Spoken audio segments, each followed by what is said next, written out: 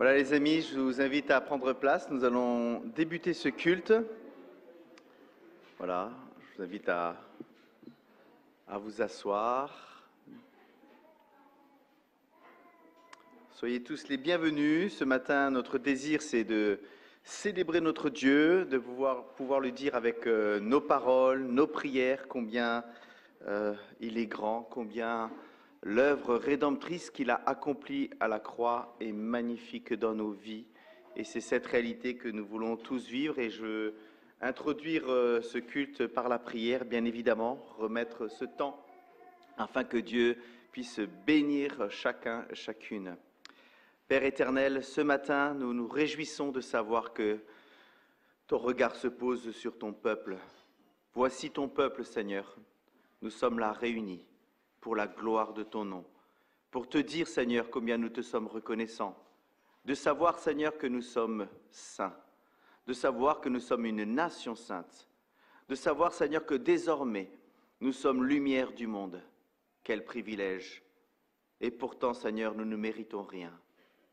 C'est ta grâce souveraine, Seigneur, qui s'est manifestée dans nos vies. Et nous voulons ce matin nous réunir et te rendre ce culte de tout notre cœur. Garde nos pensées centrées sur toi, nos cœurs, afin, Seigneur, que nous puissions chanter d'un même cœur, d'une même âme, d'une même pensée, pour ta personne, pour la gloire de ton nom. Amen. Voilà, nous allons débuter ce culte par un chant et je vous invite à vous lever. Nous allons chanter le 239, « Il est Seigneur ».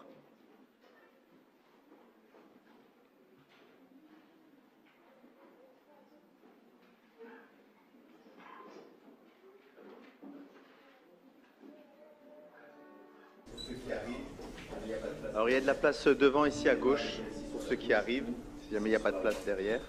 N'hésitez pas à venir ici sur la gauche ou ici sur la droite.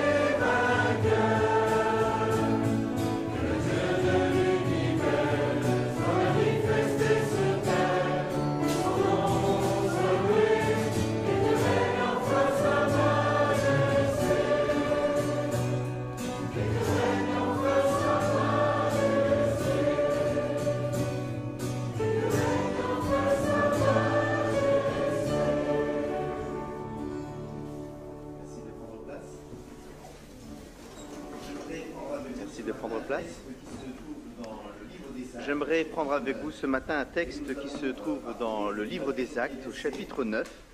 et nous allons parcourir les 9 premiers versets, acte 9, versets 1 à 9. Acte 9, versets 1 à 9.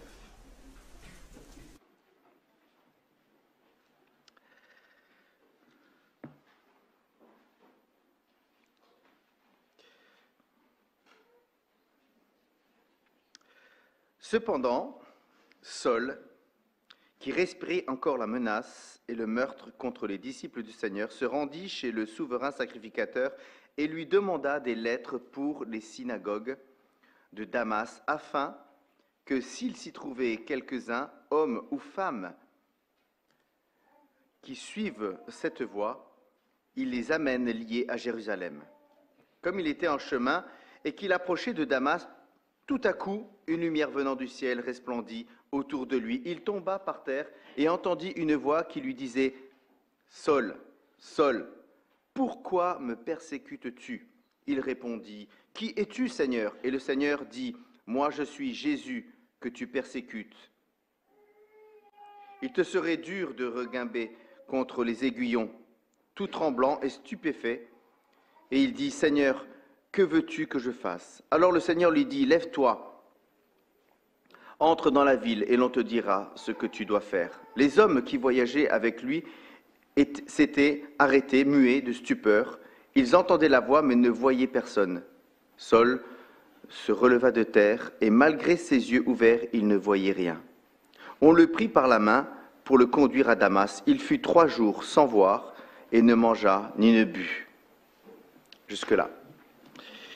Je vous lis ce texte puisque j'aimerais après que vous puissiez me dire, ici on a le témoignage de conversion de l'apôtre Paul qui va répéter plusieurs fois, et j'aimerais que vous puissiez d'abord me dire dans ce témoignage ce qui vous paraît atypique. D'accord ? Qu'est-ce qui vous paraît atypique dans ce témoignage ? Mais nous allons chanter le 65 « Ô Jésus ». On peut rester assis pour ce chant. Et ensuite je vous poserai cette question dans ce témoignage que nous avons là, qu'y a-t-il d'atypique ?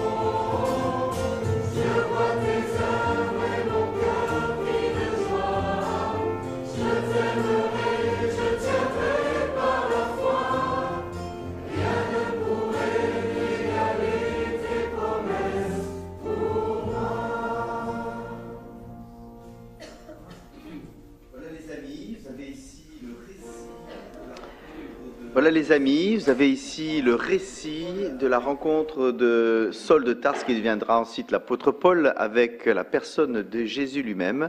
C'est son témoignage de conversion. Qu'y a-t-il d'atypique dans ce témoignage? Est-ce que vous pourriez me dire, oui Jean-Victor?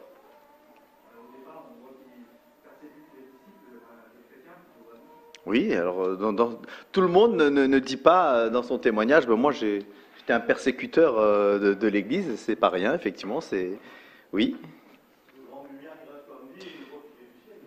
Voilà, alors la rencontre là avec Jésus, hein, si moi je raconte mon témoignage, j'ai pas vu de lumière, j'ai pas eu de vibration de mon orteil gauche quand je me suis converti ou des choses comme ça. Mais là, il s'avère que c'est quand même quelque chose de particulier. Il y a une lumière blanche qui apparaît et qui aveugle l'apôtre Paul. Quoi d'autre? Oui, José?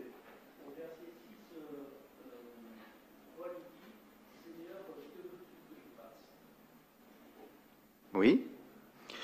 Alors, est-ce que c'est atypique qu'ils disent ça? D'accord. Bon, je pense qu'en règle générale, quand on se convertit, on est dans cette disposition de cœur. Oui. En même temps que Jésus parle, il reçoit également sa mission, son ministère. Oui. Il reçoit une mission en plus. C'est vrai qu'il a des consignes très précises par rapport à son ministère ensuite. Oui. Je suis surprise qu'il aille chercher des chrétiens dans la synagogue. Oui. Alors ça, c'est pas vraiment lié directement à sa conversion, mais c'est vrai qu'il cherche les chrétiens des synagogues. À l'époque, ils étaient encore dans les synagogues. Oui. Priscille. Qui es-tu, Seigneur? Eh oui, il a tout de suite cette... incroyable, hein, il n'était pas censé connaître Jésus, au contraire, il chassait les chrétiens, les petits Christ, hein, donc, et tout de suite il est impressionné, il y a une réalité dans son cœur. Voilà. Qu'y a-t-il encore d'atypique? On n'entend pas tous les jours des récits de conversion comme ça, oui. Il devient aveugle, oui, il ne voit plus rien après cette rencontre avec Jésus. Et quoi encore? Allez, encore une dernière chose atypique. Il est dit au verset 9 pendant 3 jours, il ne mange pas. Je veux dire, moi quand je me suis converti, ça ne m'a pas coupé l'appétit, mais bon, c'est un peu compliqué ça pour le coup, mais voilà. C'est vraiment un récit atypique. Et maintenant, je vous propose de chanter un chant qu'on ne chante pas souvent, le 814, la trompette sonnera. Et ensuite, j'aimerais que vous puissiez me dire ce qui est typique dans ce... Là, c'est vraiment atypique, on n'entend pas tous les jours des conversions de ce genre-là. La lumière, il devient aveugle. On aurait pu dire, il entend Jésus de manière audible, d'accord? Je ne suis pas sûr qu'il y ait beaucoup d'entre nous qui puissent dire une telle chose. Voilà, c'est vraiment atypique. Et maintenant, j'aimerais que vous puissiez me dire ce qui est typique après ce chant. Allez, je vous invite à vous lever, nous allons chanter le 814. Un chant qui nous fait porter les regards loin devant nous, vers notre espérance et vers cette rencontre que nous aurons un jour avec notre Dieu.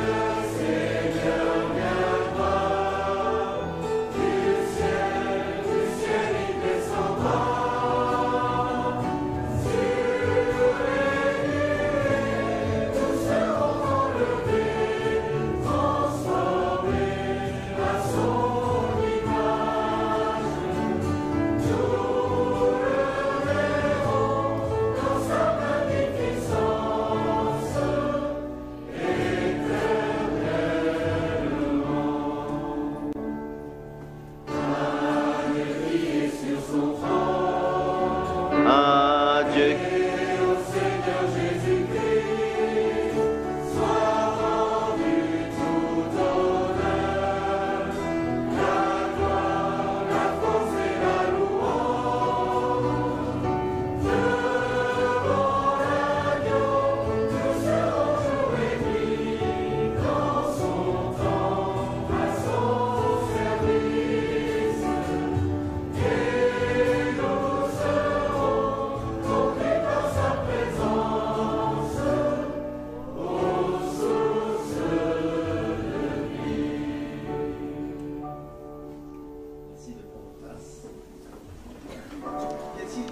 Merci de prendre place. Qu'y a-t-il de typique dans ce récit de conversion d'après vous? Nous avons vu ce qui est atypique, on n'entend pas tous les jours dans les conversions de frères et de sœurs, dans leurs témoignages, qu'ils ont entendu Jésus-Christ, qu'il y a une lumière qui est apparue, qu'on perd la vue, qu'on perd l'appétit, qu'on entend cette déclaration, ces consignes si précises. Mais qu'y a-t-il de typique par contre, Jean-Luc? Il y a un changement de direction. Paul, après ce récit, d'ailleurs il s'appelle Saul, après ce récit, il ne sera plus Saul. Il sera Paul. Quoi d'autre? Oui, Olivier? C'est le Seigneur qui appelle.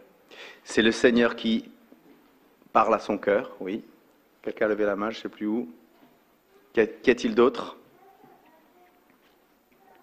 Donc on a vu ce demi-tour.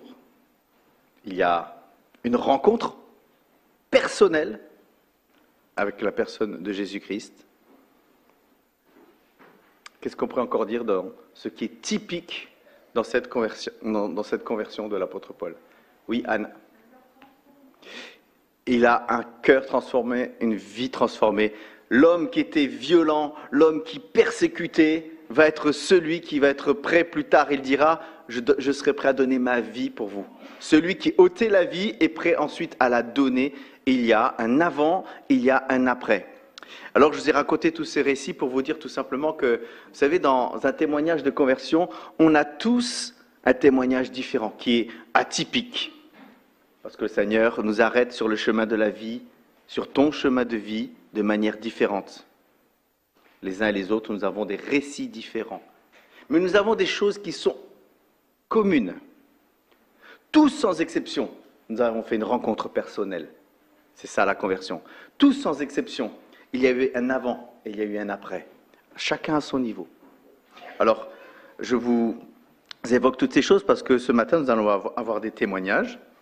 Et on va commencer par Jonathan, si tu veux bien venir. Alors, Jonathan, tu as le défi de donner ton témoignage courtement et un petit peu celui de Elena. Parce que, en fait, cet après-midi, nous avons l'Assemblée Générale et il est d'habitude, pour ceux qui ont demandé à devenir membres, de donner un petit mot sur leur témoignage. Peut-être pas de rentrer dans tous les détails, mais de donner un petit mot. Alors, si tu peux nous dire, est-ce que tu as entendu Jésus-Christ parler? Tu as eu une lumière? Bonjour à toutes et à tous. Donc, je m'appelle Jonathan Duquet, certains d'entre vous me connaissent déjà. Je suis habituellement accompagné d'Elena, qui est ma femme, et de notre garçon Adrian, qui sont actuellement en Espagne. Donc voilà, j'ai 2-3 minutes pour nous présenter. Je suis assez content qu'on ait bien précisé que le témoignage de Paul était atypique, parce que je n'ai pas vu Jésus. Voilà, il n'y a pas eu de conversion crêpe, vous savez, où on se retourne d'un seul coup de notre côté pour Elena et moi. Je suis né dans une famille chrétienne, j'ai 31 ans. Nous avons fréquenté jusqu'à l'âge de mes 16 ans à peu près une église baptiste de la Fédération. Voilà, je n'ai jamais remis en question l'existence de Dieu, mais à partir de 16 ans, nous avons eu une expérience assez regrettable avec notre assemblée. Pour ceux qui ont plus de 30 ans ici, peut-être que vous avez entendu parler du mouvement de Toronto qui arrivait du Québec. L'Église a malheureusement cédé à cette dérive. Et jusqu'à mes 18 ans, nous ne sommes pas retournés à l'Église. Arrive l'âge de mes 18 ans, je quitte la famille pour intégrer une école de médecine. Je commence mes 2 premières années de médecine à Bordeaux, où je vis ma foi un petit peu seul. Je fréquente de temps en temps une assemblée. À 20 ans, pour des raisons professionnelles, je quitte Bordeaux et j'arrive à Lyon pour poursuivre mes études de médecine en 3e année. Et c'est là que je rencontre plusieurs chrétiens plus matures que moi dans la foi, dont un pasteur, Florent Varac, et plusieurs personnes qui seront par la suite mes meilleurs amis. Et ces personnes m'invitent à faire ce qu'on appelle un groupe de croissance. Vous avez certainement entendu parler de ce groupe. C'est un concept qui est arrivé des États-Unis par Neil Cole, un pasteur américain. Il s'agit de se réunir par petits groupes de 3 ou 4 personnes non mixtes et de faire des études bibliques, de témoigner sur les péchés, de prier. Ça m'a beaucoup aidé. Et je pense qu'il y a un verset biblique que je retiendrai de cette période, c'est Jean 14, verset 6, où le Christ dit qu'il est le chemin, la vérité et la vie. Ça a été un petit peu un message phare pour moi. Et j'ai décidé, j'aurais pas de date, d'heure précise, mais j'ai décidé à ce moment-là que je voulais suivre de façon sérieuse le Christ. C'était en 2020. J'ai demandé le baptême par immersion en juin 2021. Et depuis, je suis assez passionné de théologie. Donc cette science, la théologie, c'est la science, l'art, la technique qui permet d'appréhender la divinité. Et voilà, c'est bon. Pour certains, c'est barbant. Moi, j'adore ça. Voilà. Concernant ma femme, elle a grandi dans une famille qui était la majorité non chrétienne. Seule sa mère était évangélique. Vous savez peut-être qu'en Espagne, il y a beaucoup de catholiques, mais très très peu d'évangéliques. Voilà, elle s'est convertie, pareil, elle n'a pas de date précise, mais elle a fréquenté les GBU espagnols, les groupes bibliques universitaires espagnols, lorsqu'elle était étudiante, qui l'ont amenée aussi à faire un choix un peu plus prononcé au cours de ses études. Et puis, voilà, en quelques mots. Donc, je pense que ce que je retiendrai de mon témoignage, a posteriori, c'est la présence d'exemples, la présence de chrétiens plus expérimentés qui m'ont fait prendre une décision. En 1 Corinthiens chapitre 11, verset 1, l'apôtre Paul dit que « Soyez mes imitateurs, tout comme moi je le suis de Christ ». Et finalement, dans plusieurs de ses épîtres, on remarque aussi qu'il invite les chrétiens à le prendre comme exemple. On retrouve ça aussi je crois que c'est 2 Thessaloniciens 3, lorsqu'il reproche à certains chrétiens de ne pas travailler parce qu'ils pensent que la fin du monde va arriver plus vite que prévu. Il dit, soyez nos imitateurs, regardez comment nous on s'est comportés. Et finalement, voilà, ce que je retiens, c'est que dans ma vie chrétienne, j'essaie toujours d'avoir des mentors, des gens vers qui je peux me tourner pour progresser.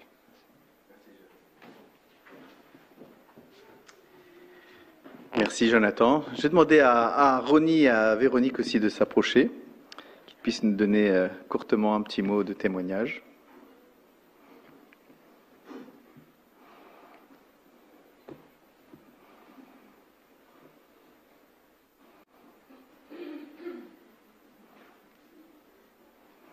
Alors qui commence? C'est pas toi. Je m'en doutais, c'est pour ça que je... Voilà Véronique, ton mari est très galant et d'abord les dames. Je m'en doutais. Bonjour à tous. C'est toujours impressionnant de se retrouver ici. Vu de derrière, on est nombreux, mais encore plus nombreux de face. Donc, je commence. C'est la deuxième fois que je prends la parole, parce qu'on s'est présenté une première fois quand on est arrivé dans l'Assemblée. C'était il y a 5 ans déjà, ça passe vite. Et là, on se représente à nouveau. Donc, pour ceux qui ne nous connaissent pas, donc Ronnie et Véronique, on vient de la région parisienne et on est mariés depuis 9 ans. 9 ans maintenant. Un peu comme Jonathan, j'ai eu la chance de grandir dans une famille chrétienne. Et je n'ai jamais remis en cause l'existence de Dieu. Pour moi, c'était aussi évident qu'il y a un fond d'eux. Donc, j'ai grandi comme ça, dans une famille qui croyait en Dieu et qui faisait, vraiment, qui essayait de vivre sa vie de chrétien. J'ai grandi dans une assemblée aussi qui avait beaucoup d'activités, que ce soit pour les jeunes, pour les moins jeunes, qui étaient actives dans la foi, j'ai envie de dire. Donc, j'ai toujours eu cet exemple. Même si j'ai une nature plutôt réservée et timide, ça me permettait de me glisser dans les activités et de faire les choses sans avoir à être trop dans la démarche de faire moi-même, de proposer moi-même.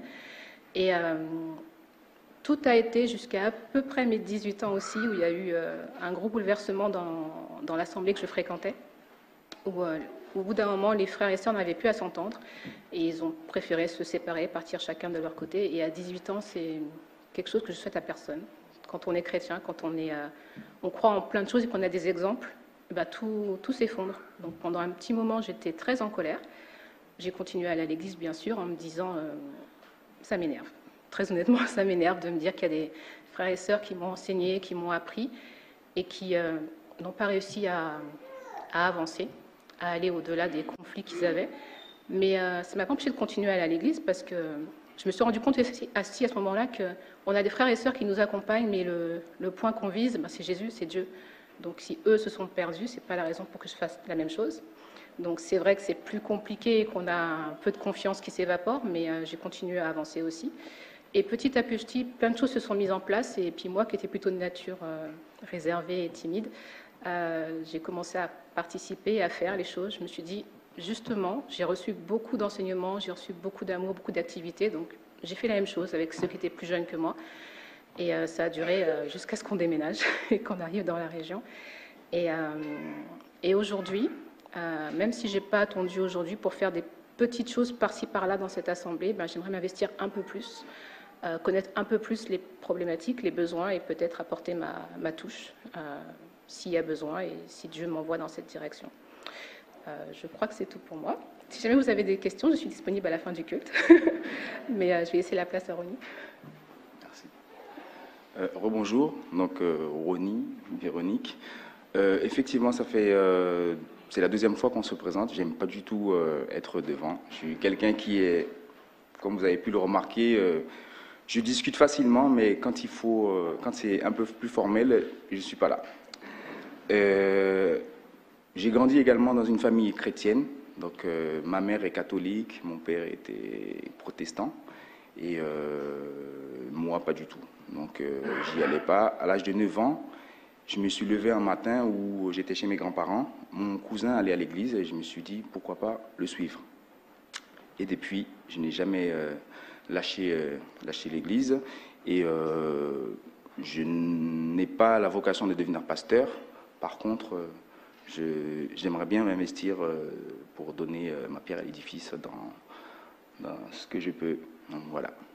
Merci.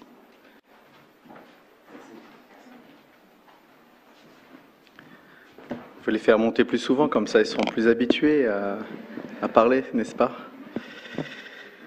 Je vais en profiter puisqu'on donne la parole aux gens. Fabien, est-ce que tu n'as pas demandé à devenir membre, mais est-ce que tu peux présenter ta famille, Fabien, avec son épouse et leur enfant viennent d'arriver dans l'église. Et donc, est-ce que tu peux venir présenter ta petite famille? Nous sommes heureux de vous accueillir parmi nous aussi.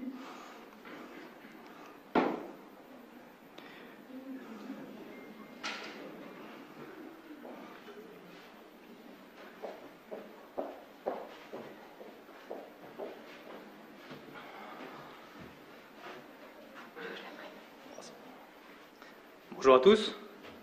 Donc, comme Luciano l'a dit, Fabien et Anne et la petite Lilia qui a eu 6 mois dernièrement. On est arrivé sur Toulon il y a plus ou moins 3 semaines et on a été directement très bien été accueillis par l'église puisque on a eu une équipe qui nous a aidés à décharger le camion. Et merci beaucoup à vous puisque ça nous a bien aidés. Et donc voilà, on est content de vous rejoindre et d'être avec vous aussi aujourd'hui pour ce culte. Voilà. Et on est content aussi d'avoir rejoint votre région, puisqu'on venait d'Île-de-France. Donc voilà, ça change, même si le soleil joue un peu à cache-cache ces derniers jours, mais voilà. Bienvenue à ta petite famille. J'en profite pour vous donner d'autres annonces. Vous avez pu remarquer qu'on a fait des fondations de la chapelle annexe. Alors, j'attire spécialement l'attention aux parents.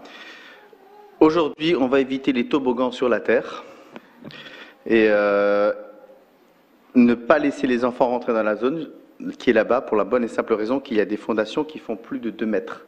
Donc si vous avez un de vos enfants qui tombe dans ce trou-là, c'est pas ce qu'on recherche.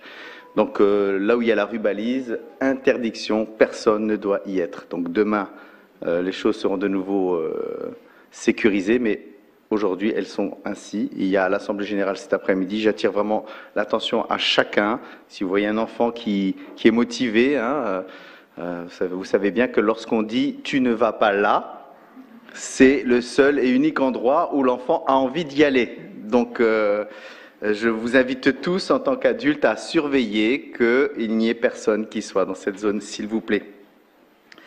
On a parmi nous aussi la famille Soudrin. Est-ce que vous voulez nous dire un petit mot? Allez, venez.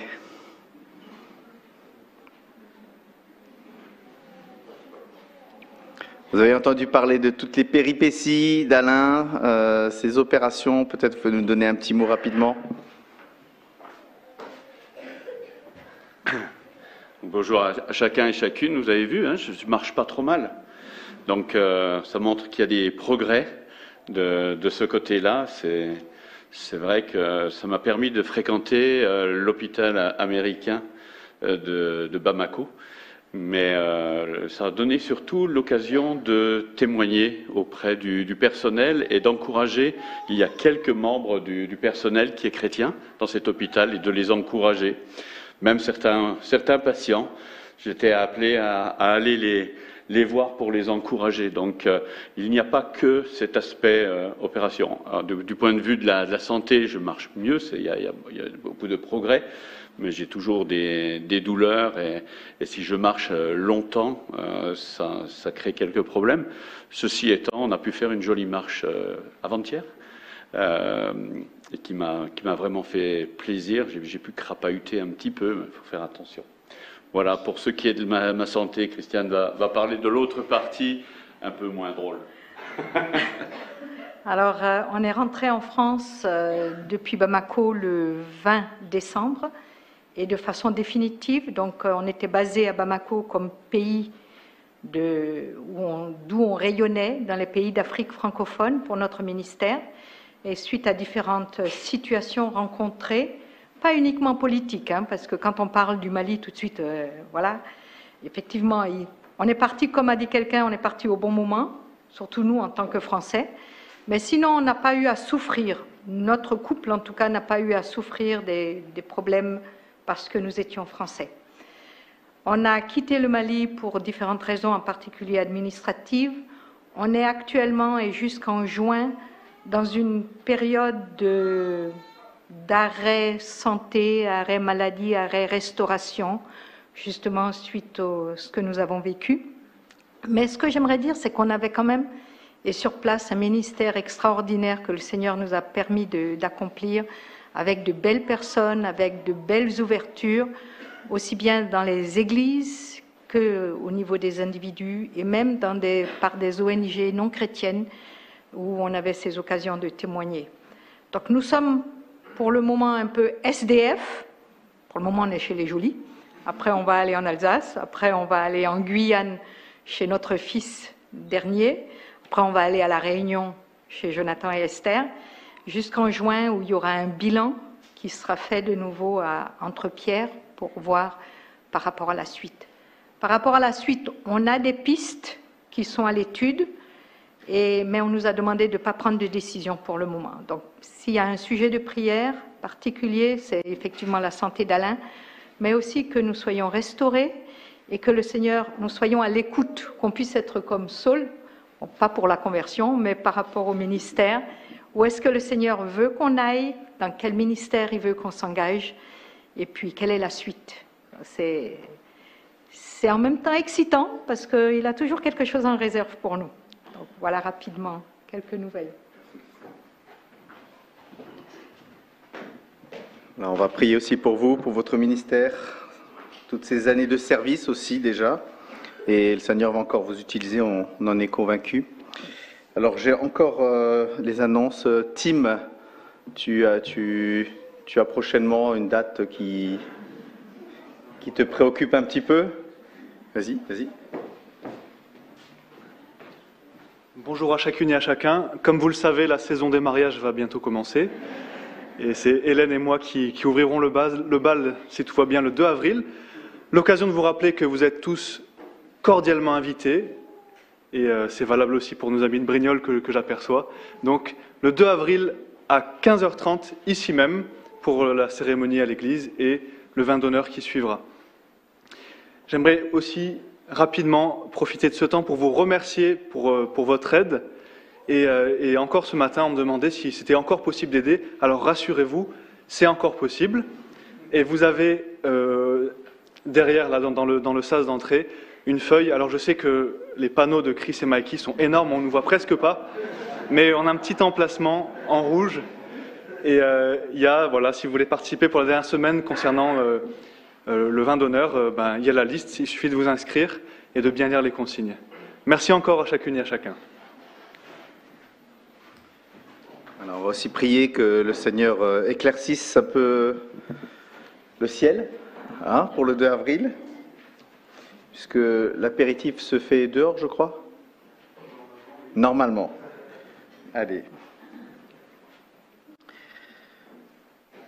Je crois que j'ai dit l'essentiel des annonces, les amis. On va chanter un dernier chant. Pendant ce chant, les enfants, vous allez rejoindre vos écoles du dimanche. Le 243, Sauver avec puissance. Et on va aussi avoir le temps de la collecte. Je vais demander à Camille. Tu veux bien venir, Camille, s'il te plaît? Et je vais demander à Bastien, s'ils veulent bien s'approcher. Allez, je vous invite à vous lever pour ce chant. Pendant ce chant, les enfants, vous pouvez rejoindre vos écoles du dimanche respectives.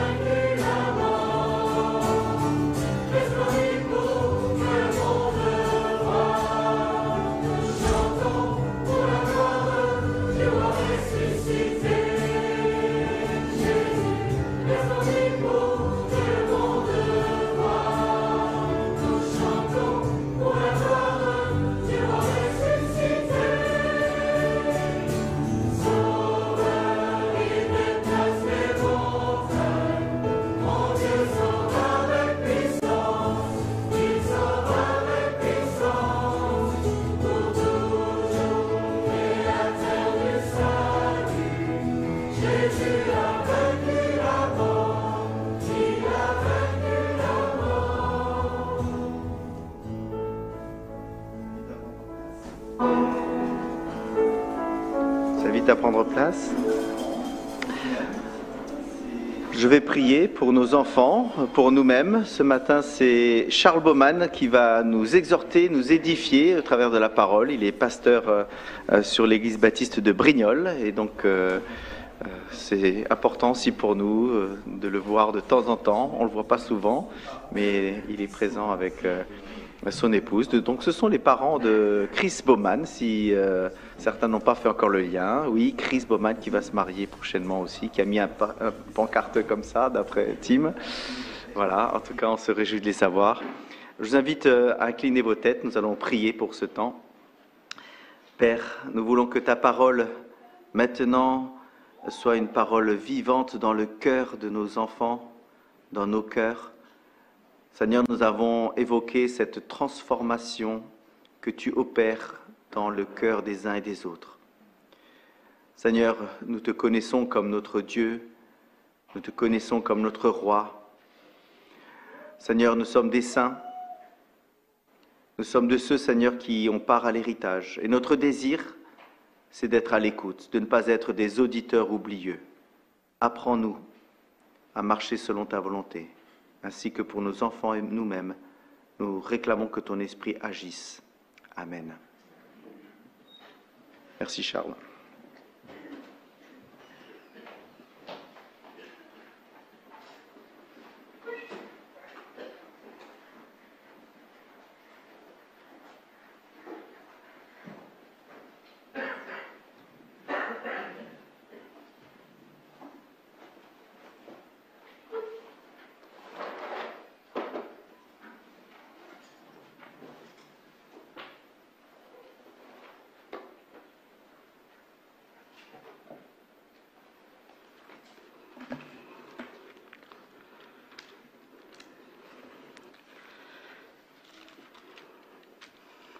Frères et sœurs, bonjour.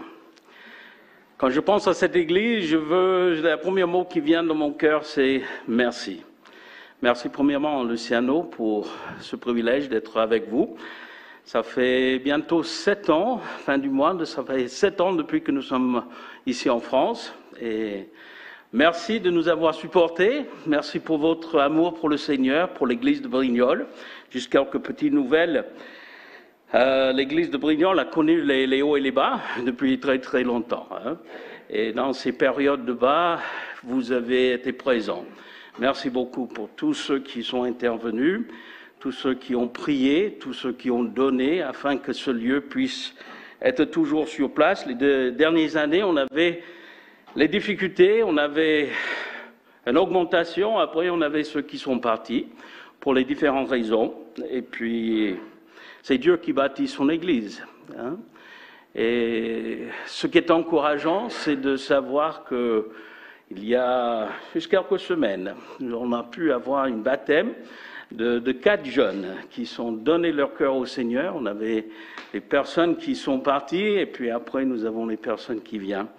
Prie pour notre Église, prie que le Seigneur continue de faire son œuvre. Et j'aimerais bien remercier mes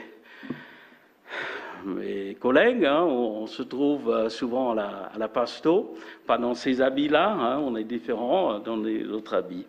Et puis, je te remercie, Luciano, pour ce temps de louange.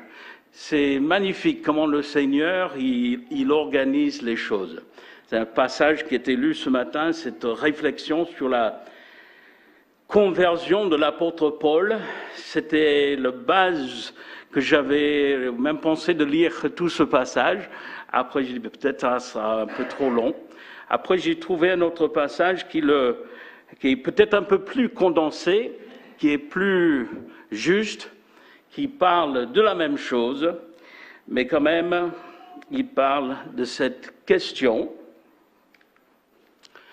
comment trouver la volonté de Dieu? Comment trouver la volonté de Dieu? Je vais vous demander, pour ceux qui peuvent, si vous pouvez vous lever par respect de la lecture de la parole de Dieu. Romains chapitre 12. Romains chapitre 12, peut-être qu'il y a certaines que vous connaissez ce passage déjà par cœur. C'est une exhortation à une consécration qui provoque encore une transformation afin que nous puissions avoir la révélation. Vous allez voir ces éléments. Romains chapitre 12, le verset 1. Je vous exhorte donc, frères, par les compassions de Dieu, à offrir vos corps comme un sacrifice vivant, saint, agréable à Dieu, ce qui sera de votre part un culte raisonnable. Ne vous conformez pas au siècle présent, excusez-moi, j'aurais dû... Ne vous conformez pas au siècle présent, mais soyez transformés par le renouvellement de l'intelligence. Et tout ça, c'est pour faire quoi? Afin que vous discerniez quelle est, dis-le avec moi, la volonté de Dieu. Et elle est comment, cette volonté de Dieu? Elle est bonne, agréable et parfaite. Prions Dieu. Seigneur, nous te remercions pour ces témoignages que nous avons entendus. Merci, Seigneur, de nous avoir sauvés aussi. Ce témoignage de l'apôtre Paul, qui a fait en sorte que lui, ça a transformé sa vie. Il a posé cette question, « Seigneur, que veux-tu que je fasse ?» Dès le départ, il avait le désir de connaître ta volonté pour sa vie. Et c'est vrai, Seigneur, tu as une volonté pour nos vies. Dans ce moment de silence, avant de terminer la prière avec vos têtes baissées, vos yeux fermés, j'aimerais vous poser quelques petites questions. Premièrement, croyez-vous que Dieu a une volonté pour votre vie?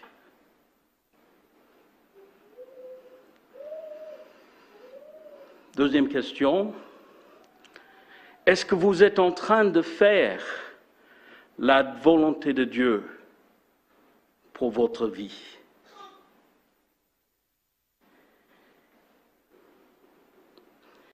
Et la dernière question, si Dieu me montrait sa volonté, je le ferai.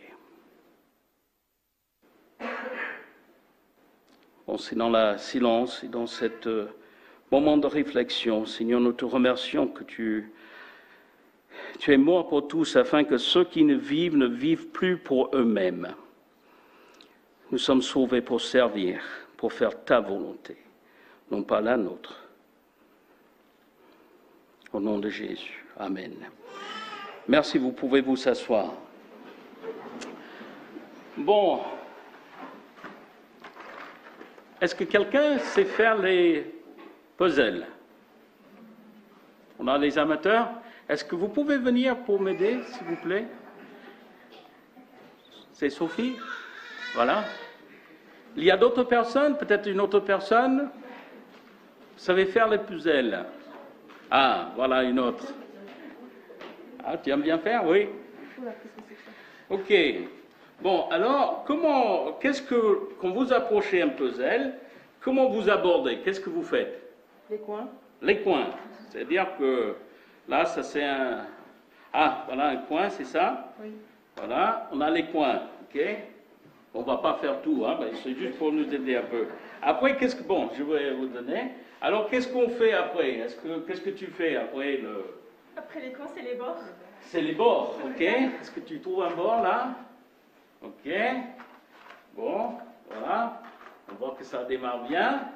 Et, pardon, jeune dame, comment vous faites après ça? Une fois que vous avez les coins, les bords, après? Je trie les couleurs, personnellement. Ok, les couleurs. Ok. Très bien. Alors, j'ai une question à vous poser. Est-ce que vous croyez que tous les morceaux, pour faire un truc complet, est-ce que vous croyez qu'ils sont tous dedans? On n'en sait rien. Je vais faire pour savoir. Est-ce que vous n'êtes jamais sûr? Non, on n'est jamais sûr. Est-ce que ça vous est arrivé de faire un puzzle, et puis après, à la fin, il manque une pièce? Une pièce. Hein, c'est embêtant. Hein. Ma femme, elle le fait. Et quand je prends un juste pour l'embêter. Il gratte la tête, je dis, ah, c'est moi le dernier. Hein, ok. Bon, est-ce que vous pensez que vous avez ce qu'il faut pour faire ce puzzle? Ben, il nous faut l'image. Ah, il faut l'image. C'est-à-dire que... Le modèle. Le modèle. Ok. Alors, ça c'est l'image. Alors, c'est qui? C'est Jésus. C'est Jésus. Merci beaucoup, hein, merci pour votre aide. Mais je crois que dans la vie, des fois, on cherche, on prend un morceau là, et là, on ne sait pas où ça doit aller. On sait qu'il a sa place, mais on ne sait pas exactement. Et quelquefois, en fin de compte, ils ont commencé avec les choses connues, afin d'arriver à les choses inconnues. Les choses qu'ils connaissaient, c'est les coins. Ça, c'est les formes. Après, c'est une question de couleur. Mais sans le modèle, on aura beaucoup mal. On peut le faire, mais on aura beaucoup mal à le suivre. Alors, dans notre vie, si on prend cette image, pour nous, en tant que chrétiens, est-ce que nous croyons que Dieu a un plan pour notre vie? J'espère bien. Hein? Même les prophètes, il a dit, quand j'étais dans le ventre de ma maman, tu avais un plan pour ma vie. Et justement, chacun de nous, nous croyons que Dieu a un plan pour notre vie. Et puis, en fin de compte, son objectif, c'est quoi? Que nous ressemblons à qui? À Jésus. Nous chantons le chant. Te ressembler, Seigneur, c'est mon espoir suprême. Penser, agir, aimer, toujours plus. Il faut faire attention à ce qu'on dit. Des fois, on peut chanter, mais est-ce qu'on est prêt vraiment à le vivre? Bon, après, j'avais la pensée aussi que chacun de ces morceaux, ça peut être les versets bibliques. Et nous cherchons dans la parole de Dieu, nous lisons un verset, on dit, mais comment Dieu veut que j'ai incorporé ça dans ma vie? Bien entendu, tout l'objectif, c'est de ressembler à Jésus. Alors, les questions que nous devons poser, c'est comment trouver la volonté de Dieu. Bien entendu, j'aimerais préfacer ça pour dire que ce message ce matin, c'est plutôt orienté vers les croyants. Mais j'aimerais faire quand même une petite parenthèse, c'est que si vous êtes là et que vous n'avez pas encore accepté Jésus, la Bible dit qu'il n'est voulant qu'aucune périsse, mais que tous arrivent à la repentance. La volonté de Dieu, pour vous, il désire que vous tournez de vos péchés, comme l'apôtre Paul, comme ces témoignages que nous avons eus ce matin, que vous tournez de vos péchés vers le Seigneur, non pas vers une église, mais vers Jésus, et de le connaître. De connaître Christ. La puissance, c'est l'apôtre Paul qui disait plusieurs fois, de connaître Christ, c'est la meilleure chose qui peut m'arriver. La puissance de sa résurrection. Comment trouver la volonté de Dieu? Bon, bien entendu, ça engendre un suivi, et le suivi, c'est comment faire la volonté de Dieu. Peut-être dans ce petit temps de prière, vous avez dit, oui, je sais ce que Dieu veut que je fasse, mais je ne suis pas en train de faire actuellement. Je ne suis pas en train de faire. Ou vous avez peut-être dit, je sais ce que Dieu veut que je fasse, mais comment dans la vie de tous les jours? Et si Dieu me montre sa volonté, je le ferai. Alors, j'aimerais vous souligner certains versets ce matin qui peuvent nous encourager, qui peuvent nous aider à comprendre ce que le Seigneur attend de nous. Premièrement, il y a les promesses. J'aime beaucoup les promesses dans la parole de Dieu. Les promesses concernant la volonté de Dieu. Premièrement, en Psaume chapitre 37, le verset 23 à 24. Par l'Éternel, les pas de l'homme sont affermis. Et il prend plaisir à sa voie. S'il tombe, il n'est pas terrassé. Pourquoi? Car l'Éternel lui prend la main. On peut faire ces témoignages. Il y a en Psaume chapitre 32, verset 8. Je t'instruirai, je t'enseignerai le chemin où tu dois marcher. Je te conseillerai, ayant mon œil sur toi. On ne peut pas dire que le Seigneur nous a sauvés, il a dit, bon, ben maintenant, débrouillez-vous. Mais après, il y aura un moment que tu dois rendre compte devant moi comment tu l'as fait. Non, ce n'est pas notre Seigneur. Il veut nous conduire, il veut nous montrer sa volonté. Ça, c'est un passage que peut-être vous connaissez par cœur. Confie-toi en l'Éternel de tout ton cœur et ne t'appuie pas sur ta sagesse. Reconnais-le dans toutes tes voies. Et qu'est-ce qu'il fera? Il planira tes sentiers. Ça, c'est les promesses. Mais quand même, il y a les fausses théories concernant la volonté de Dieu. J'avais entendu celle-là, ce qui dit que la volonté de Dieu sont conformes à la mienne. J'ai entendu une histoire de monsieur qui entrait dans une église et il avait un bâton à la main. Avec ce bâton-là, il a dit, mais tu sais, vous savez que je peux discerner la volonté de Dieu avec ce bâton. Ok, comment tu fais? Bon, je vais sur un rond-point. Quand j'arrive au rond-point, je prends le bâton, je le lance dans l'air, et quand ça tombe, ça me montre la direction que je dois aller.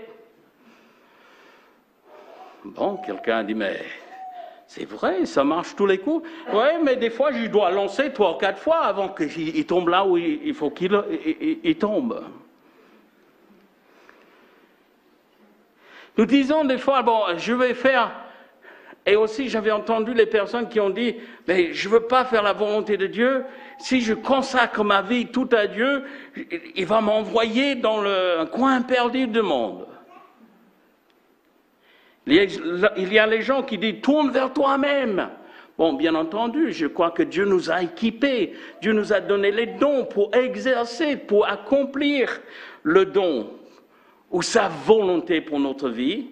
Mais notre volonté n'est pas à nous, ce n'est pas toujours la volonté du Seigneur.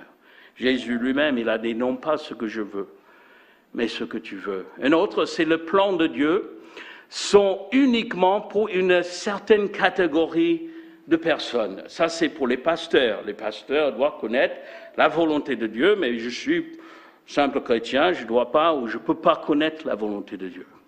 Ce n'est pas vrai. Une autre, c'est que Dieu manifeste sa volonté uniquement par les événements spectaculaires. Nous avons nos amis un peu charismatiques et puis ils cherchent toujours quelque chose d'exceptionnel. Bon, le passage de l'apôtre Paul, c'est atypique, certaines choses, c'est exceptionnel. C'était spectaculaire, mais ce n'est pas toujours dans ces moments spectaculaires que Dieu il nous montre sa volonté. Il parle avec une voix tout doux. Dieu fait son œuvre en silence. On ne cherche pas ce qui est spectaculaire, on cherche à connaître la volonté de Dieu. Bon, bien entendu, la transformation d'une vie est chose spectaculaire. Quand Dieu nous pousse au point à la repentance, où on tourne de notre volonté pour suivre la sienne, quand même, il faut le dire, c'est spectaculaire. Une autre chose, c'est que Dieu montre sa volonté aux jeunes, mais non pas aux vieux. Tous les vieux me font comme ça. Tous les jeunes disent, ah ouais, qu'est-ce qu'on dit souvent aux jeunes quand ils terminent leur bac? On dit, mais qu'est-ce que vous allez faire? Qu'est-ce que tu vas faire? Quels sont tes projets? On va pas souvent vers les personnes âgées en disant, quels sont tes projets? Mais ce n'est pas à dire que Dieu n'a pas la volonté pour chaque âge, chaque moment, chaque jour de notre vie. Dieu a un plan pour notre vie. La Bible dit qu'il a préparé les bonnes œuvres à l'avance afin que nous les pratiquions. Dieu a son plan. Nous devons nous lever le matin en disant, Seigneur, quelles sont les bonnes œuvres que tu as préparées d'avance afin que je puisse les... Ça serait merveilleux, n'est-ce pas, d'avoir un SMS tous les matins. Oh bon, qu'est-ce que je dois faire ce matin? Ok, Seigneur, direct de Dieu. Ok, je dois faire ça, ça et ça, ça. Ok, merci Seigneur. Ça sera bien, hein? Mais ça va nous éviter, enfin, après, on ne va pas passer le temps avec lui en lui cherchant sa face, en disant, Seigneur. Et nous avons nos programmes, et déjà, des fois, le Seigneur, il emmène un contre, je ne sais pas comment dire, quelque chose de différent, mais c'est justement afin que nous puissions faire sa volonté, non pas la nôtre. Et dernièrement, que Dieu nous cache sa volonté. Il y a ceux qui disent, bon, les voies de l'Éternel sont au-dessus de nos voies, ses pensées sont au-dessus de nos pensées. On ne peut pas le connaître. Ben oui, on peut le connaître. Et je pousse la pensée plus loin pour dire, nous devons le connaître. Et en plus, nous devons le faire. Sommes-nous en train de faire la volonté de Dieu pour nos vies? Alors quand même, il faut que certains éléments, on a parlé de puzzle, il faut certains éléments, c'est-à-dire que les bords, merci les sœurs, les bords doivent être mis en place, après on commence avec les couleurs. Mais on analyse l'image afin que chaque pièce tombe à sa place. Alors il y a les éléments, que nous allons revenir sur notre passage, c'est la pensée de consacration. On a parlé ce matin de conversion, c'est-à-dire que c'est le moment quand la bonté de Dieu qui nous pousse à la repentance et on tourne de nos péchés vers le Seigneur, mais nous ne sommes pas, ça, c'est pas la fin, c'est que le début. Et c'est ce moment-là que nous devons donner, consacrer, mis à part notre vie pour l'œuvre de Dieu. Bien entendu, nous allons arriver à la fin de notre vie et nous allons rendre compte de ce que nous avons fait. Et nous souhaitons que le Seigneur nous dise, bon, fidèle serviteur, vous êtes fidèle en peu de choses, je te confie, entre dans la joie du Seigneur, n'est-ce pas? C'est ce qu'on cherche. Mais ça dépend de tous les jours. Il faut une consacration. J'aimerais vous poser la question, quand vous avez donné votre vie au Seigneur pour le salut, est-ce qu'il a rendu votre vie meilleure ou pire? Qui dit meilleure? Qui dit des fois vie difficile mais meilleure. Mais c'est beaucoup mieux qu'avant, hein? Mais quand on consacre notre vie à l'œuvre de Dieu, nous allons trouver qu'il nous a donné tout l'équipement, tous les moyens nécessaires afin d'accomplir cette volonté. Regarde, je vous exhorte, une exhortation, frères, par la compassion de Dieu, autrement on dit par l'amour du ciel. C'est un culte raisonnable, c'est normal pour nous à offrir votre corps comme un sacrifice vivant. Le problème avec un sacrifice vivant, c'est qu'il veut toujours sauter de l'autel. Hein? C'est toujours vivant. On est tiré. Ah, je veux faire ça. Non, ok, sacrifice vivant. La sainteté, c'est chose qui est agréable à Dieu. Et c'est notre responsabilité, c'est notre part du contrat, de vivre, de donner notre vie pour le Seigneur. Après, ça engendre une transformation. Je ne parle pas d'une amélioration. Bon, bien entendu, c'est une amélioration, mais j'aime bien le mot métamorphose. Une nouvelle créature. Celui qui est en Christ est une nouvelle créature. Les choses anciennes sont passées, voici toutes choses sont devenues nouvelles. Chenille, moche, grimpe par terre. Un jour, il fait un cocon. Après, il sort comme un papillon. Terrestre, céleste. Moche, joli. Ce n'est pas une amélioration. Le salut, c'est une transformation, c'est une métamorphose. Et quand on donne notre vie au Seigneur, on consacre ma vie, je veux vivre que pour toi, Seigneur. Alors il transforme. Ne vous conformez, il y a le côté négatif, ne vous conformez pas au siècle présent. Des fois, on achète quelque chose et on voit une garantie conforme aux normes françaises. On ne veut pas arriver au ciel et que le Seigneur dit « Ouais, vous êtes conforme au niveau français, mais conforme au niveau du ciel, vous n'êtes pas conforme. » Ne vous conformez pas. Ça veut dire que ça va engendrer une différence entre nous et le monde autour de nous. Notre façon d'agir, notre façon de parler, notre façon de penser, mais soyez transformés. Et qu'est-ce qu'il faut faire pour être transformé? Il faut renouveler, un renouvellement de l'intelligence, afin que, Ça, c'est la suite, c'est la révélation ou la manifestation. C'est-à-dire que quand nous donnons notre vie, quand nous offrons notre vie au Seigneur, et quand on se laisse transformer, le Seigneur dit, non, enlève-moi ça. Seigneur, ça c'est mon truc là, ça c'est mon petit péché mignon, je veux garder ça. Je ne sais pas d'où vient un mot péché mignon. C'est comme dire blanc et noir, hein. C'est soit l'un, soit l'autre, c'est jamais mignon. Hein. Mais on dit, non Seigneur, non, il a dit, ok, je te donne. Je me laisse transformer, je me laisse métamorphoser, que tu me changes dans l'intérieur, afin que vous discerniez quelle est la volonté de Dieu. Dieu ne veut pas nous cacher sa volonté. Il ne veut pas qu'on arrive au ciel et est-ce que tu as fait ma volonté? Ah Seigneur, je ne savais pas qu'il y avait une...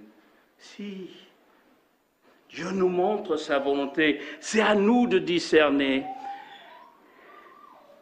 quelle est la volonté de Dieu. Et elle est comment? Elle est bonne. On a dit tout à l'heure que la volonté de Dieu n'est pas toujours le plus facile, parce que des fois, Dieu nous demande de faire les choses qui sont un peu contre notre volonté, mais en fait, quand on fait sa volonté, c'est bon, c'est agréable, et on doit dire, c'est parfait, quand on fait sa volonté. Alors, maintenant, on va voir ce que Dieu utilise pour nous montrer sa volonté. Premièrement, Dieu nous montre sa volonté à travers la parole et la prière. Ça, c'est les deux éléments qui clarifient toujours la volonté de Dieu.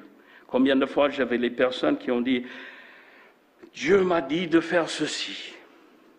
Ok, mais pardon, mais ça c'est en contradiction avec ce que la Bible dit. Oui, mais Dieu m'a dit. Hein?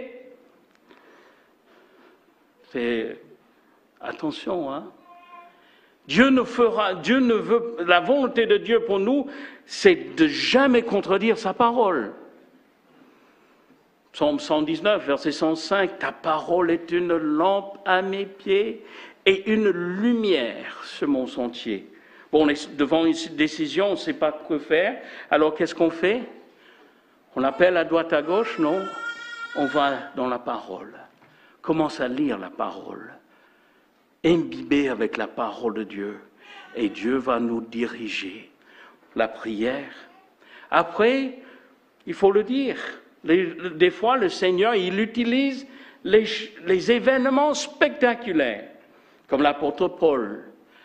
Sa conversion, c'était spectaculaire. Je me suis posé la question, Luciano, je me suis posé la question, mais pourquoi Dieu a fait cet événement pour l'apôtre Paul, mais qu'il n'a pas fait pour les autres? Et après, en lisant la suite du livre des Actes, au moins deux reprises, l'apôtre Paul, il a parlé de sa conversion. Il était devant le roi Agrippa. Il a dit, mais vous avez toutes ces accusations contre moi.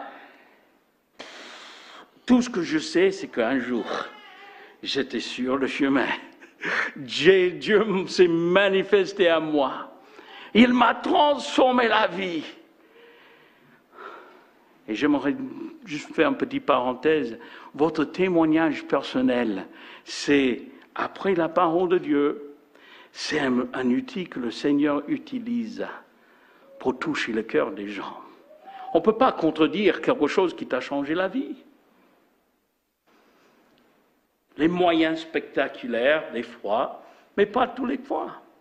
Quand même, Dieu, il utilise les autres. Dans la suite du récit de Actes chapitre 9, il y avait Ananias, il y avait des autres frères. Il dit, va vers eux, ils vont vous indiquer ce qu'il faut faire. Et le salut est dans le grand nombre des conseillers. Il y avait un monsieur qui un jour, il a dit, mais il était fermier, agriculteur plutôt, et puis un jour il est venu vers le pasteur en disant, Dieu veut que je prêche. Ok, alors bon, Il a donné 2, 3 reprises, et puis sa doctrine n'était pas de tout conforme avec la parole de Dieu. Alors le pasteur, il dit, mais attends, viens, on va voir un coup là. Qu'est-ce qui t'a provoqué que tu dois prêcher? Il a dit, mais vous savez, un jour j'étais dans mon champ, et j'ai regardé vers le ciel, j'ai vu dans les nuages, il y avait un P et un C. Ok. Et ça veut dire quoi? Ça veut dire prêche Christ. Le pasteur a regardé, il a dit, vous n'êtes pas sûr que ça ne signifie planter concombre? Dieu utilise les autres. Des fois, les chrétiens spirituels, les personnes mûres dans la foi, ils peuvent voir les choses dans notre vie. On peut dire, mais mon frère, je vois que le Seigneur t'a donné ce don-là, cette capacité. Dieu utilise les circonstances. Quelqu'un a bien dit, et je trouve que ça mérite d'être redit, celui qui se laisse contrôler par les circonstances dans sa vie n'est pas...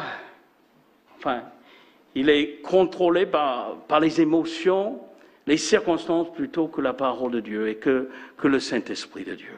Les circonstances, par contre, quand il y a une harmonie avec la parole de Dieu, avec les interventions de Dieu, les autres qui nous encouragent, après Dieu, il ouvre les portes.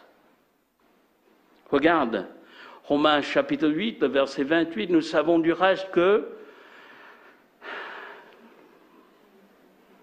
toutes choses concourent au bien. Bon, ça c'est bien quand les choses sont bonnes, hein?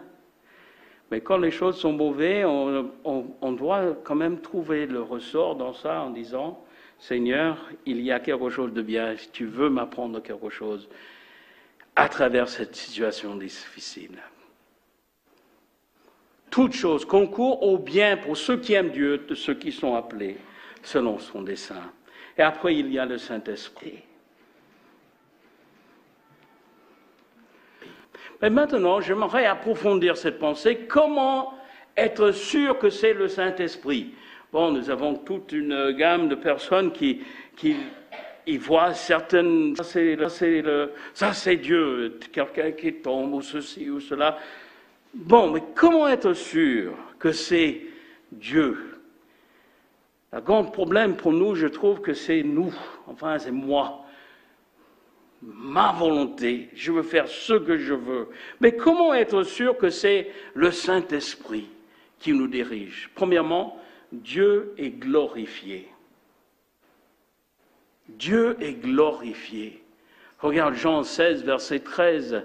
Quand le Consolateur sera venu, l'Esprit de vérité, il vous conduira dans toute la vérité, car il ne parlera pas de lui-même, mais il dira tout ce qu'il aurait entendu et il vous annoncera les choses à venir. Dieu est glorifié. Des fois, on fait les choses par vengeance ou par animosité. Mais quand c'est la volonté de Dieu, quand c'est conduit par l'Esprit de Dieu, Dieu est glorifié et non pas nous. Après, il nous conduit dans le sens de ses vertus. La volonté de Dieu, on a entendu, les gens qui, Dieu veut que je agresse cette personne, je veux ceci, Non, ça c'est nous. Le Saint-Esprit ne va pas nous conduire dans un domaine qui va blesser les gens. C'est plutôt une question de par ses vertus. Le fruit de l'Esprit, c'est l'amour, la joie, la paix, la patience, la bonté, la bénignité, la fidélité, la douceur et la maîtrise de soi. Voilà, c'est la volonté de Dieu. C'est ça où le Seigneur nous conduit. Et c'est comme ça qu'il nous conduit. Il est clair, la parole de Dieu. C'est étonnant, la Bible. Hein? Quand on lit une fois, on il y a certaines choses qui sautent de page et ça nous touche profondément. Mais après, si on lit une deuxième fois, il y a d'autres choses. La profondeur et la richesse de la parole de Dieu. C'est comme si on marche sur un escabeau et plus qu'on monte, on peut voir plus loin. Il éclaire sa parole, mais le consolateur, l'Esprit Saint, que le Père enverra à mon nom, vous enseignera toutes choses et vous rappellera tout ce que je vous ai dit.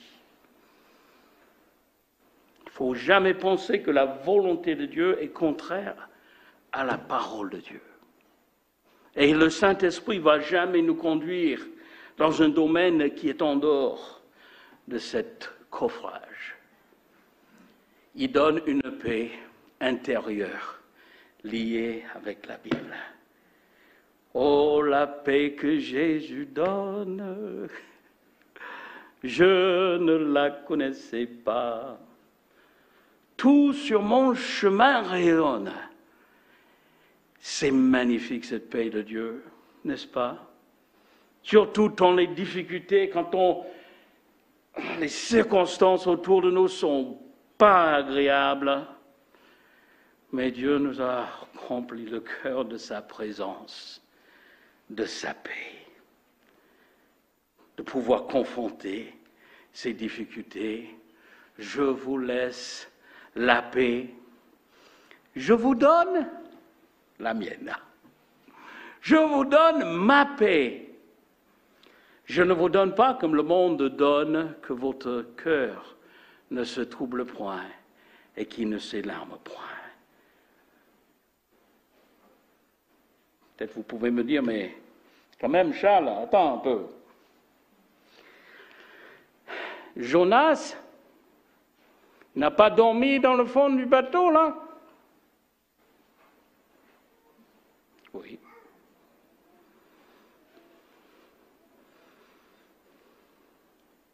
Il faut vraiment faire attention. Parce qu'on sait que Jonas était en flagrant désobéissance. Dieu lui a dit d'aller là, il est chopé à Jopé, parti loin. Mais après, le Seigneur l'aimait trop, il l'avait récupéré. La paix qui vient de Dieu, c'est quelque chose qui est magnifique. Je termine avec ces petites phrases-là qui m'ont encouragé. Quelqu'un dit un jour, la volonté de Dieu ne nous conduira jamais dans un endroit où la puissance, où sa puissance ne peut pas nous protéger. C'est magnifique, hein? La volonté de Dieu et la protection de Dieu, c'est lié ensemble. Et après, fais ce qu'il nous demande aujourd'hui. Et Dieu nous conduira pour la suite. On peut rester là en disant, le Seigneur, il connaît mon adresse, hein, il a mon GPS, il sait où je suis là. Je ne sais pas les grands projets que le Seigneur a pour moi, mais ce n'est pas le moment. Dieu ne nous montrera jamais sa volonté trop tôt pour que nous soyons découragés, mais pas trop tard qu'on ne peut pas se préparer. Dieu nous montre sa volonté. Sommes-nous en train de faire aujourd'hui ce qu'il attend de nous? Alors, comment trouver la volonté de Dieu? Ce dernier verset, Éphésiens 5, verset 17. C'est pourquoi ne soyez pas sans intelligence, mais comprenez quelle est la volonté du Seigneur. J'aimerais vous encourager cet après-midi, ou même avant ce soir, de passer du temps avec le Seigneur ou même faire une petite note sur votre pare-brise ou sur votre miroir. Que veux-tu que je fasse? Seigneur, quelle est ta volonté pour ma vie aujourd'hui? Et après, bien entendu, Seigneur, aide-moi de faire ce que tu attends de moi. Seigneur, nous te remercions pour ta parole, nous te remercions pour ton Esprit Saint qui habite en nous pour nous conduire selon les objectifs que tu as pour nous. Aide-nous, Seigneur, de te ressembler, de te suivre, de faire ce que tu attends de nous, afin que nous puissions te glorifier et que tu sois glorifié par notre vie. Au nom de Jésus. Amen.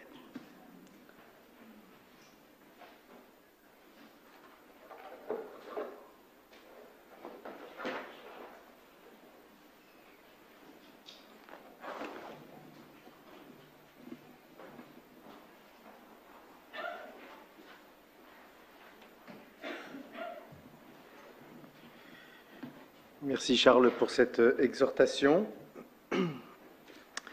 J'aimerais vous lire un passage qui va un peu dans ce sens dans Thessaloniciens, au chapitre 4. Frères, au reste, frères, nous vous le demandons et nous vous y exhortons dans le Seigneur Jésus. Vous avez appris de nous comment vous devez marcher et plaire à Dieu. D'ailleurs, vous le faites. Eh bien, progressez encore. Vous savez en effet quelles recommandations nous vous avons données de la part du Seigneur Jésus. Ce que Dieu veut, c'est votre sanctification. Puisse-t-il en être ainsi? Les amis, j'aimerais encore vous laisser 2 annonces. Donc, la première, c'est vous dire qu'à partir de demain, les contraintes liées à la crise sanitaire sont levées, c'est-à-dire que vous n'êtes plus dans l'obligation d'avoir un masque. Ceci dit, si vous souhaitez encore porter un masque, sentez vraiment vous libre. Il n'y a pas de jugement à porter les uns sur les autres.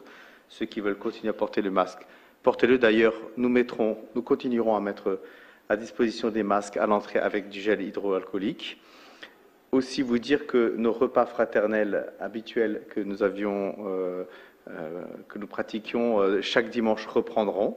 Voilà. Et vous rappeler que nous avons pour les membres l'Assemblée Générale cet après-midi. Et je vous souhaite à toutes et à tous un bon dimanche. Merci.